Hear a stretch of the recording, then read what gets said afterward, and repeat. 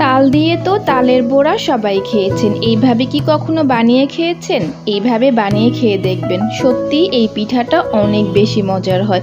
আসসালামু আলাইকুম, সবাই কেমন আছেন? সবাইকে স্বাগতম জানাচ্ছি সাহিল মমস বিডির আজকের রেসিপিতে। আজকে আমি তৈরি করে দেখাবো তালের পিঠা। তার জন্য এখানে আমি নিয়ে নিয়েছি তালের পিউরি, চিনি, নারকেল, আটা এবং সুজি। তো চলুন বানিয়ে ফেলি তালের পিঠা।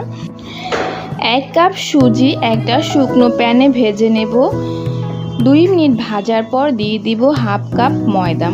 ময়দাটাকে দিয়েও আমি খুব সুন্দর করে ভেজে নেব। চুলার আঁচটা অবশ্যই লোতে রেখে ভেজে নেব।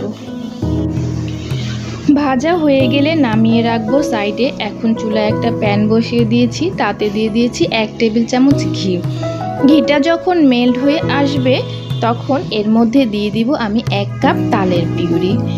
চুলার আঁচটা মিডিয়াম টু লো হিটে তালটাকে আমি রান্না করে নেব প্রায় 5 মিনিট ধরে। তালটা যখন বলক চলে আসবে তখন এর মধ্যে দিয়ে দিব আমি 4 টেবিল চামচ চিনি।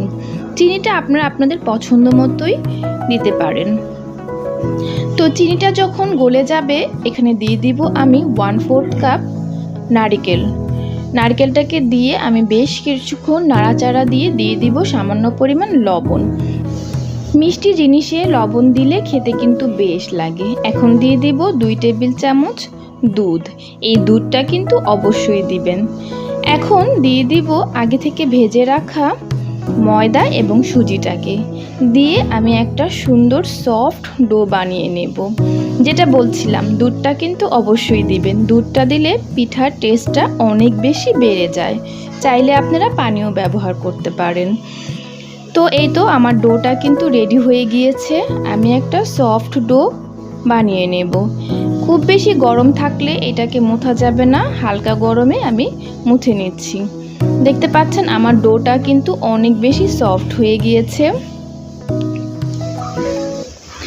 এইভাবে কিছুক্ষণ মুথে আমি ডোটা তৈরি করে নিয়েছি। এখন ছোট ছোট লেচি নিয়ে পিঠার শেপ তৈরি করে নেব। এই পিঠাটা অনেক রকমের হয়ে থাকে, আপনার যেমন পছন্দ তেমনই বানাতে পারবেন। আমার কাছে এই ডিজাইনটা খুব ভালো লেগেছে, তাই আমি এই ডিজাইনেই বানিয়ে নিয়েছি। একইভাবে আমি সবগুলো পিঠা তৈরি করে নেব। আপনাদের সুবিধার্থে আমি আরেকবার দেখিয়ে দিচ্ছি পিঠার ডিজাইনটা আমি কিভাবে উঠিয়েছিলাম। এইভাবে করে আমার সবগুলো পিঠা কিন্তু রেডি হয়ে গিয়েছে। আর খুবই অল্প সময় এই পিঠাটা কিন্তু তৈরি করা যায়, আর খেতে কিন্তু অসাধারণ হয়। এই তো আমার সবগুলো পিঠা রেডি হয়ে গিয়েছে। চুলায় একটা পাত্রে পানি বসিয়ে দিয়েছিলাম। একটা স্টেম দিয়ে আমি এটাকে ভাপিয়ে নেব। চুলার আঁচটা মিডিয়াম টু হাই হিটে এই পিঠাগুলো প্রায় আমি 10 থেকে 12 মিনিট ভাপিয়ে নিয়েছি। এখন হাত দিয়ে দেখলে যদি বুঝেন যে হাতে আঠা আঠা ভাব লাগে তাহলে কিন্তু পিঠাটা হয়নি। আর পিঠাটা যখন হয়ে যাবে তখন এটার ভেতর কোনো আঠা আঠা ভাব থাকবে না। পিঠাগুলো খুব ভালো মতো সিদ্ধ হয়েছে। এখন আমি এগুলোকে নামিয়ে নিচ্ছি। সবগুলো পিঠা আমার হয়ে গিয়েছে। দেখতে পাচ্ছেন কত সুন্দর, আর খেতেও কিন্তু অনেক লোভনীয় হয়েছে।